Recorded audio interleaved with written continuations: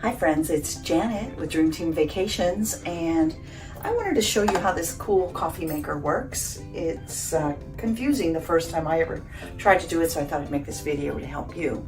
So first thing you want to do is make sure that this container back here is filled with water, and there's usually water in your cabin.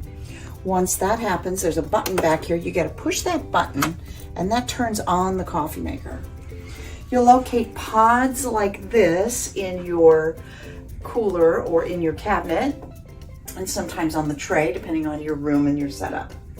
You'll lift this up here and drop the pod in there. But for tonight, I'm just gonna make myself a cup of tea, so I'll leave the pod out. I'll push this down. Look at these fancy dancy little lights.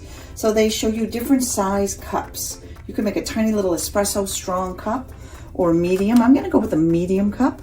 And here we go. We're getting some hot water coming right on down through.